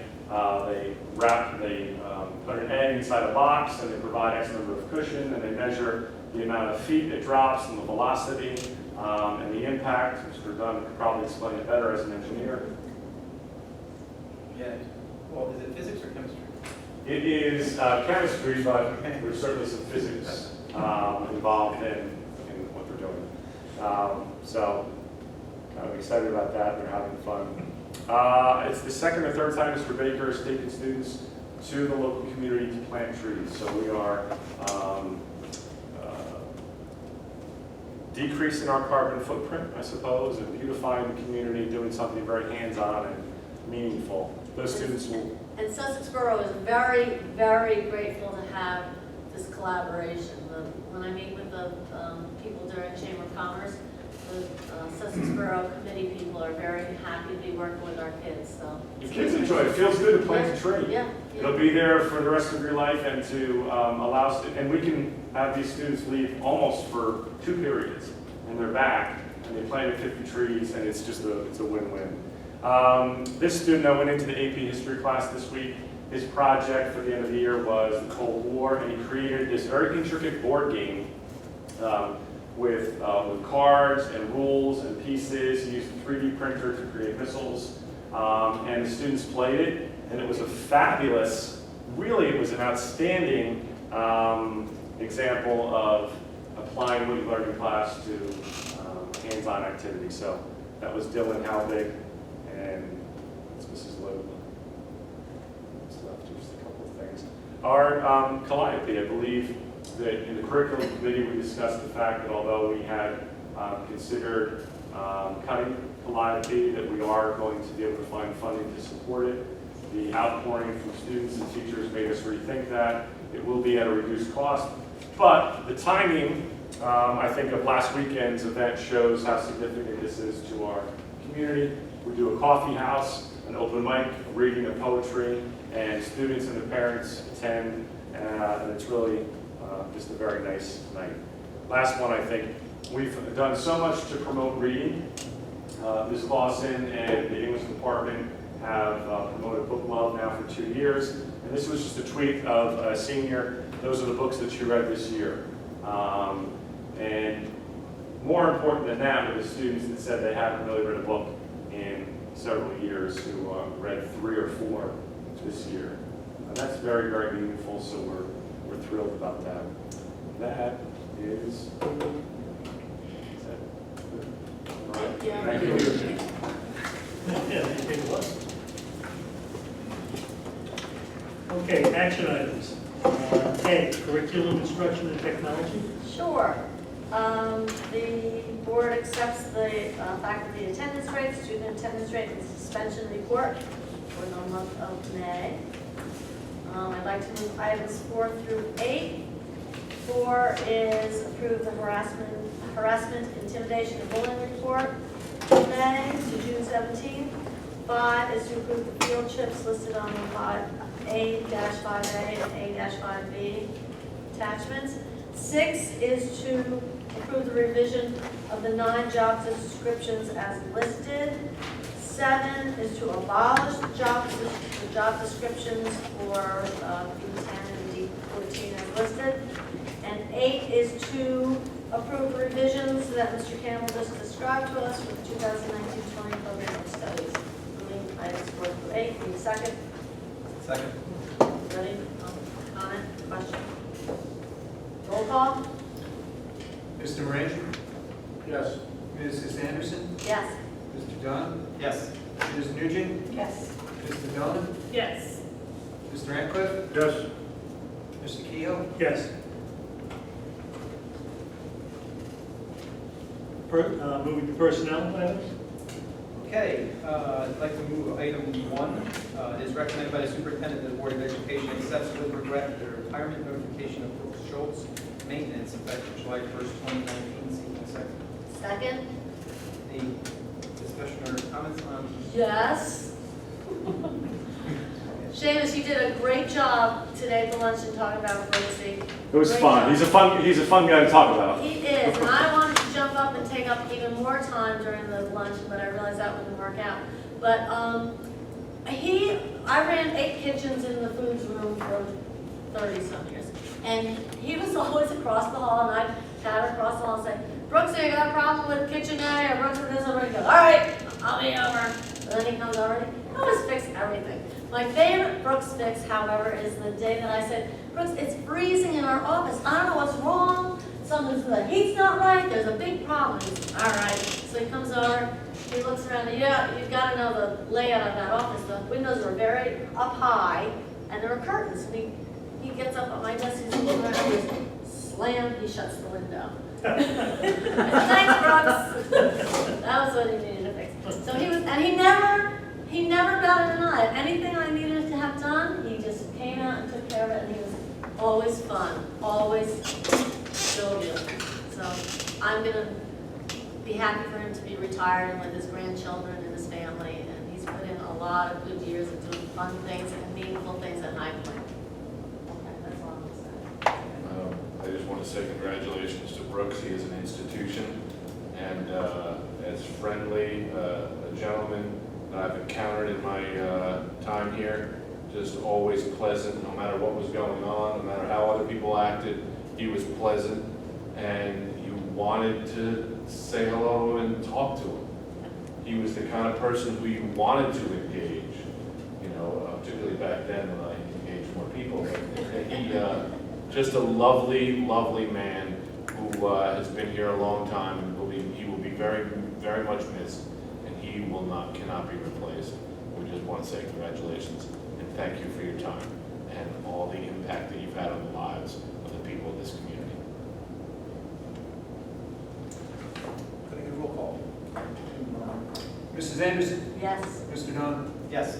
Ms. Nugent? Yes. Mr. Donovan? Yes. Mr. Ratcliffe? Yes. Mr. Morangi? Yes. Mr. Keel? Yes. Okay, I'd like to move item 2. It is recommended by the Superintendent Board of Education accepts with regret the resignation of Michael Parigi, Supervisor of Buildings and Grounds, effective June 30th, 2019. Seeking a second. Second. Any discussion on item 2? We will miss Mr. Parigi. We wish him nothing but the best. He was here for about 5 years and did a nice job and was involved in a lot of building projects, and it'll be tough to replace him. He was an electrician and did a lot of the maintenance around here, and so we wish him good luck and hope it's a wonderful experience for him where he's going. I can ask you, do exit interviews? That is not a practice, but I certainly can on request. Just curious why he's leaving. I did meet with him to discuss that, and he gave me some reasons. Okay, roll call on item 2. Mr. Dunn? Yes. Ms. Nugent? Yes. Mr. Dillon? Yes. Mr. Radcliffe? Yes. Mr. Morangi? Yes. Mrs. Anderson? Yes. Mr. Kehoe? Yes. Okay, I'd like to move items 3 through 7 together. 3 is recommended by the superintendent that the Board of Education approves the assignment of Jessica Briggs, the position of administrative assistant to director of curriculum and instruction as listed. And 4 is recommended that the Board of Education approves the appointment of Cheryl Dempsey as part-time LPN one-on-one nurse as listed. Item 5 is recommended that the Board approves the appointment of Rob Mitchell as a part-time LPN one-on-one nurse as listed.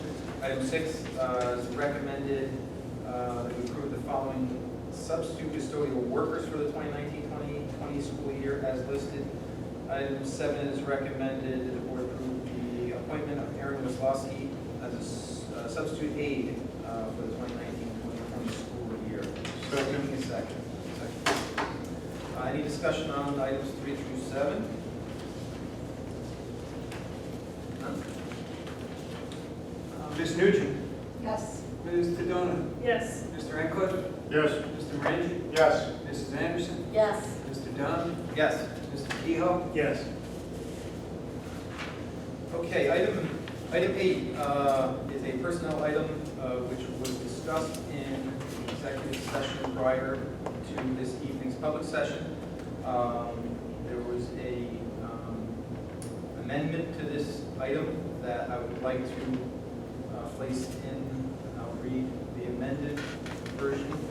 It is recommended by the superintendent that due to the increase in duties and reduction in administration, the Board of Education and the High Point Administrators Association agreed to the stipend payments in the amounts listed below for the 2018-2019 school year. And in the table that is listed there, the same 6 names apply and positions, and a column for the stipend amount should read as follows from the top going down. Mr. Carter, 5,000. Mr. Diodino, 1,500. Mr. Drellick, 1,500. Ms. Leduc, 1,500. Mr. Talame, 1,500. And Mr. Van Orden, 5,000. That being the amended motion, I'd like to have a first and second on that. Motion. Second? Any discussion on item 8 as amended? I would just like to bring clarification that while it is currently listed as a personnel item, it was discussed in executive session as a negotiations item, in which it was discussed and a negotiations component rather than personnel being discussed in its capacity. That's correct. My correction. Clarification. Any other discussion on that? Okay, I will just make a comment that my intention is to vote in the negative, not because I disagree with the stipend, but I'm in favor of the motion as it was originally stated. But if there's no other comments, we'll go for a roll call vote. I'd like to make one more comment. We've discussed alternatives to this. This was what we've decided at this point in time, to make sure that they're compensated for the time that goes back a while. And this does not necessarily mean it's an end to it. It's addressing the issue today. No other comments? Roll call, please. Ms. Nugent? Yes. Mr. Dillon? Yes. Mr. Radcliffe? Yes. Mr. Morangi? Yes. Mrs. Anderson? Abstain. Mr. Dunn? No. Mr. Kehoe? Yes. Okay, that carries? 5 ayes. Yep. So with the amendment to item 9, amendment to item 8, item 9 will then be removed in its entirety. At present, that may be revisited. So we'll continue to item 10. Item 10 is recommended by the superintendent. The Board of Education approves a curriculum summer workshop days as outlined in attachment B1 at the workshop rate of $150 per day. I make a motion seeking a second. Second. Discussion on 10. Roll call, please. Mr. Donovan? Yes. Mr. Ancliffe? Yes. Mr. Morangi? Yes. Mrs. Anderson? Yes. Mr. Dunn? Yes. Ms. Nugent? Yes. Mr. Kehoe? Yes. Okay, item 11. I will make a motion that item 11 be moved, be it resolved that the Board of Education approves the completion and payment of the superintendent's 2 quantitative merit goals. And I'll read them. Item 1, through the use of benchmark assessments and data analysis and train and supervise PLCs so as to personalize and inform instruction within tested core samples of core areas of Algebra 1 and English 10. Administered pre-test, post-test will result in a 5% aggregate increase in student performance on the benchmark assessments, and the goal achieved was student performance increase 8.1% in the aggregate. Then item 2 on that item, number 2 on item 11, through the use of anonymous staff Likert scale surveys administered during the second semester of the school year, staff will affirm a positive improvement in student respect and character. The statement is, I believe that the administration has demonstrated an increased focus on improving student behavior, respect, and culture, with 1 being strongly agree through 5 strongly, 1 being strongly disagree through 5 strongly agree. And the follow-up statement, I believe that student behavior, respect, and culture has improved from last school year, 1 being strongly disagree, 5 being strongly agree. The goal will be measured using the formula of n number of participants will be divided by each item mean survey score. The item mean scores will be divided by 2 to yield the survey mean score for all participants. The goal was to be achieved was to have a survey mean score greater than 3.0, and the final mean score was determined to be 3.12. Seeking a second. Second. Any discussion on item 11? None? None? Mr. Ancliffe? Yes. Mr. Morangi? Yes. Mrs. Anderson? Abstain. Mr. Dunn? Yes. Ms. Nugent? Yes. Mr. Donovan? Yes. Mr. Kehoe? Yes. And I will then move items 12 through 17, 17 being a item on the addendum, personnel. And 12 is a recommendation to approve the assignment following staff to be offering summer tutoring as listed. 13 is a recommendation to approve the contract for Jan Minkwitz, Business Administrator Board Secretary for the 2019-2020 school year as listed. 14 is a recommendation to approve the annual salary of $3,700 for Michelle Stars as treasurer of school monies for July 2019 through June 30th, 2020.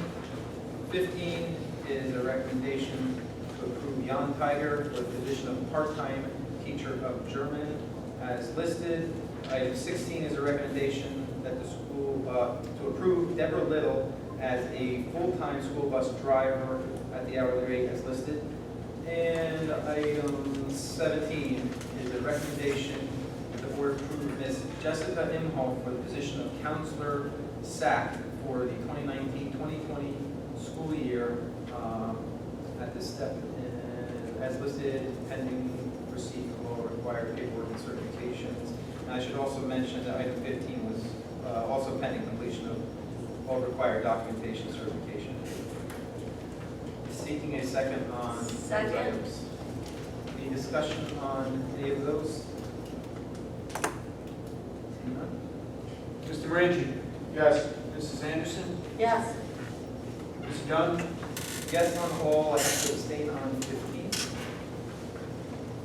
Ms. Nugent? Yes. Mr. Dunn? Yes. Mr. Ancliffe? Yes. Mr. Kehoe? Yes. Moving on to C, extracurricular. Wayne, can you do that as an extension, please? Sure. Thank you. Okay, so how many items are here? In extracurricular, I'd like to move all 5 items, 1 through 5, together. accept the resignation of Kip Carter as co-waiting advisor effective June 30th, 2019. 2 is a recommendation to approve the extracurricular appointments for the 2019-2020 school year listed in attachment C1. 3 is a recommendation to recognize and approve the High Point High School football team attending the National Offensive Camp at the high school June 24th, 2015, 2019. 4 is a recommendation to approve the heat acclimatization periods for all sports August 12th through 14th, 2019. Item 5 is a recommendation to approve the NJSIAA membership dues for the 2019-2020 school year. And that is all. Second. Second. Any discussion on item 1-5 in extracurricular? Mrs. Anderson. Yes. Mr. Dunn. Yes. Ms. Nugent. Yes. Mr. Dona. Yes. Mr. Ancliffe. Yes. Mr. Morangi. Yes. Mr. Kehoe. Yes. Keep going? Yeah. Or you wanna roll? In Study policy. Brought your water bottle. I move items 1, let me move them separately. Item 1,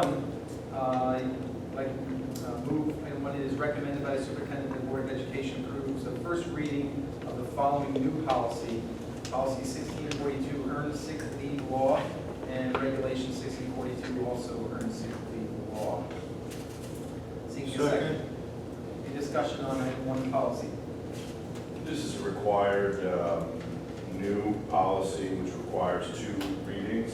It is based upon the state having granted sick leave to all part-time employees in the state. So people will now accrue the ability to be paid for sick leave based upon the number of hours they work. Anyone else? No? Ms. Nugent. Yes. Mr. Dona. Yes. Mr. Ancliffe. Yes. Mr. Morangi. Yes. Mrs. Anderson. Yes. Mr. Dunn. Yes. Mr. Kehoe. Yes. Item 2 in policy, I make a motion to move item 2, being that it is recommended by superintendent that the Board of Education approves a revision of the following bylaw, bylaw 0155, regarding board committees. And that's an attachment B-2.1. Seeking a second. Second. Any discussion on item 2? Yes. Talk about it. This change in the bylaws is based upon the board's continued effort to increase transparency, to ensure the public trust, and to add an ad hoc committee periodically, likely quarterly. That committee is long-term planning committee, which is an attempt to coordinate with the other committees so as to ensure the efficient running of the school and the board's role in ensuring the facilities, long-term facility usage, viability, and also a provision was added, as I stated, to ensure an increased transparency that subsequent to the passing of this, should it be voted upon tonight, that when negotiation sessions ever occur in the future, there must be 3 board members present at all times, either by phone or present in the room, so as to ensure that the efficient negotiations for the board. And it's taken by the board secretary. Anyone else? No? Roll call, please, on item 2. Ms. Nugent. Yes. Mr. Ancliffe. Yes. Mr. Morangi. Yes. Mrs. Anderson. Yes. Mr. Dunn. Yes. Mr. Dona. Yes. Mr. Kehoe. Yes. The next item is negotiations. We're currently in negotiations with the HPAA. We met recently, at which time we came up with the, trying to finally address the issue with last year's addition of responsibilities and pay, and which was on the agenda today. We're scheduled to meet again, I believe, next month to address the upcoming contract, which expires at the end of June. And we hope to make considerable progress at the meeting. We've had a number of meetings so far, and hopefully we'll make considerable progress in July. And Questions? Building and grounds, there's no items tonight on building and grounds.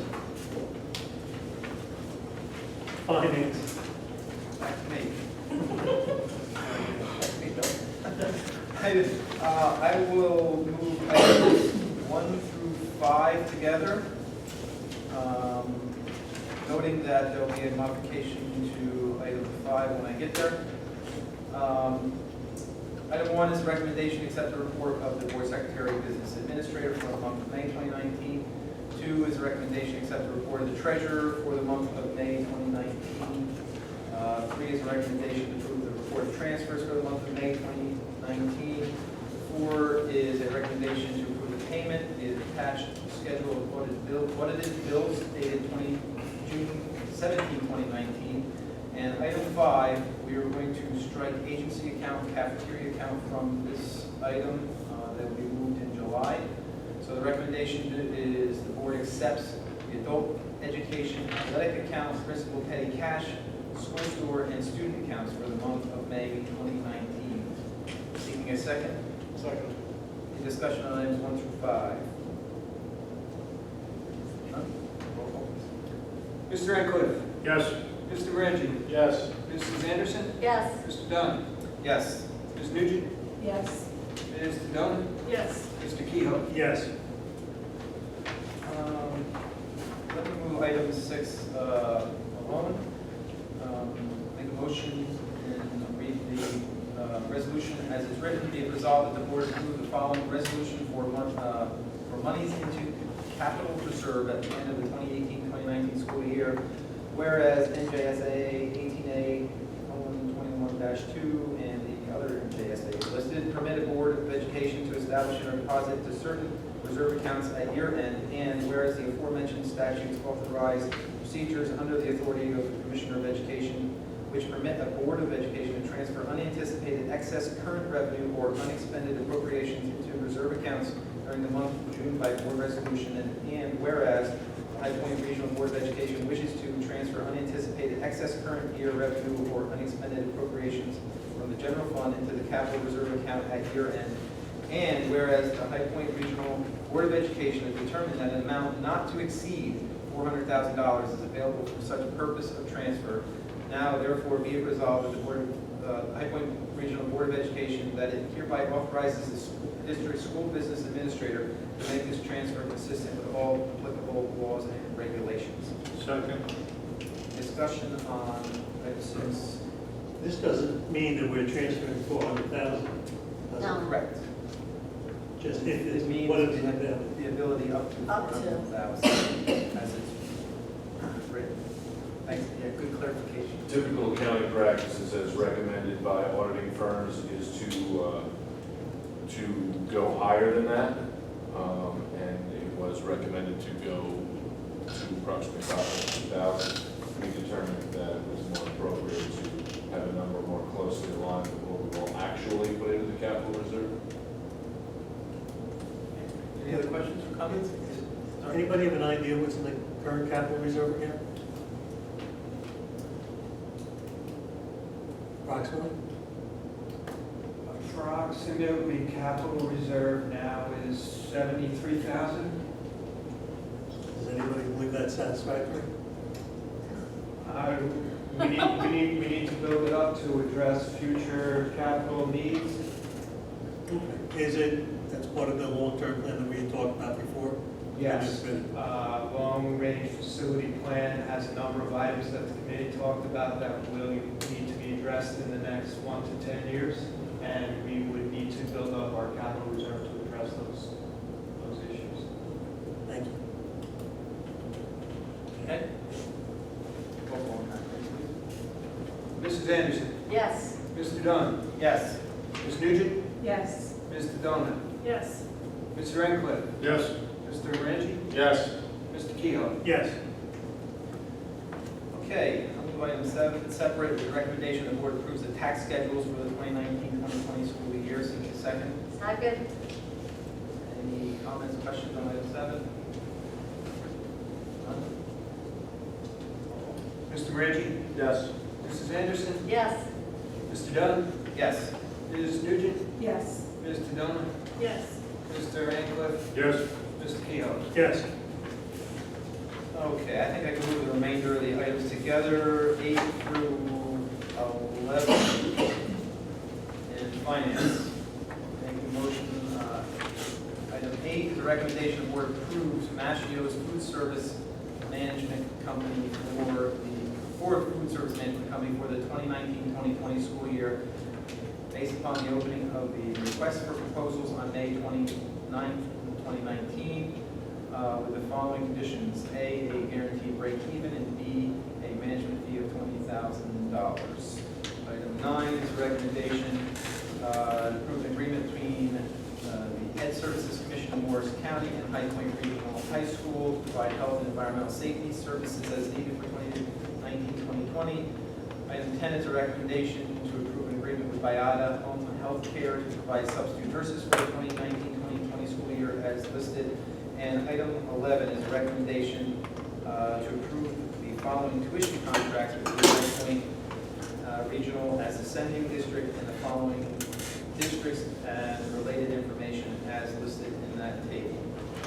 Seeking a second on those items. Second. Any questions or comments on those last items in finance? None. Okay. Mr. Dunn? Yes. Ms. Nugent? Yes. Ms. Sedona? Yes. Mr. Ankliff? Yes. Mr. Morangi? Yes. Mrs. Anderson? Yes. Mr. Kehoe? Yes. Number H, letter H, transportation. Okay, I'm gonna move items 1 through 5. Item 1 is revision of can't even say it, a bus route to reflect the actual cost for the year. Number 2 is a bus route for a school-related activity. Number 3 are trips that were also taken this school year. Number 4 is another school-related activity bus. And number 5 is to approve payment of $140 per bus to be cleaned and sanitized the inside of 11 district school buses by people listed there. Moving items 1 through 5. Second. Questions? Roll call? Ms. Nugent? Yes. Ms. Sedona? Yes. Mr. Ankliff? Yes. Mr. Morangi? Yes. Mrs. Anderson? Yes. Mr. Dunn? Yes. Mr. Kehoe? Yes. Legal, there were no legal items at this time. Correspondence, we have 3 letters that I'll share with you.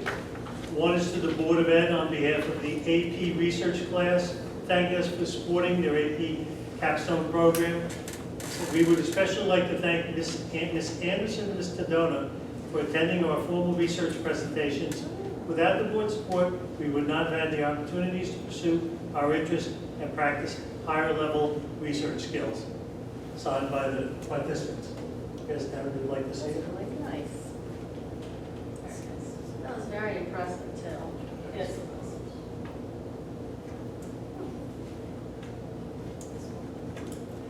The next piece of correspondence that we have is from Anna Chang. It's Dear High Point Board of Education. I'm honored to be selected as a recipient of the Board of Education Scholarship. Navigating through college process was not an easy task for me, but thanks to the support of people like you, I will be the first in my family to attend college. I will be attending Rensselaer Polytechnical Institute this fall as a biomedical engineering major. I discovered my interest in biomedical engineering as a freshman after designing a prosthetic hand and meeting amputees. It is a field that will allow me to apply the knowledge and skills that I've accumulated from my math, physics, and biology classes in order to improve healthcare. I plan to do my best at Rensselaer Polytechnic Institute and hope to work for a medical device company in the future where I can continue to do what I love for hospitals and patients. Thanks to the Board of Ed Scholarship, I will be prepared for class with the books and resources that I will need to achieve my goal. I am exceptionally grateful for the scholarship and your support. Very nice. I know I said this to you guys when we talked about the fact that we gave this scholarship, but this young lady was so appreciative, not just that she got our money, but that she was involved in such an event, and she said, this is such an honor to be here. I mean, she's our money well invested. She It was really- great. Yeah, It yeah. it really is true, to see how appreciative Yeah, people are. yeah. The last letter, we have a third letter. I'm not going to read the whole letter since it goes a page and a half. But, and we really don't need to now after tonight. It's from a Jackie Delaney, 15 Mullen Lane, Lafayette, New Jersey. And it's to the members of the High Point Board of Education. Ms. Delaney is a class of 14 and College of New Jersey class of 18. She's an editorial assistant at Princeton University Press. And she wrote to express her concerns regarding the termination of Calliope. So I'm going to ask Mr. Campbell if you wouldn't mind sending a response letter that because of her great concern, we reconsidered the program and are going to reinstitute it. We want to connect with our alums, so I'd be Would you pleased to. mind? I'd be pleased to, yeah. If anybody wants to see the letter. Okay, with miscellaneous, Debbie? Yep, it states here, the Board of Education would like to recognize the High Point Educational Foundation for donating $1,000 toward the Pass It Along Character Education Program. I met with the Ed Foundation and expressed our desire to fund this in light of the fact that we've been cut back so drastically by state. Would they be able to contribute some money? They bought dinner today for the staff, for the retirement recognition luncheon, and yet they were able to donate this $1,000, which I think is an amazing thing to be able to do because it affects the entire incoming freshman class is going to benefit from this. And I'm extremely appreciative of the fact that they said yes to my request on behalf of this Board of Education, so thank you. Okay, public comments. Seeing nobody has come to the room yet, we're going to not have public comment section. Non-committee board member reports or comments. Do we have any non-committee board member reports or comments? I was going to mention approximately 2 weeks ago, there was a passing of a former board member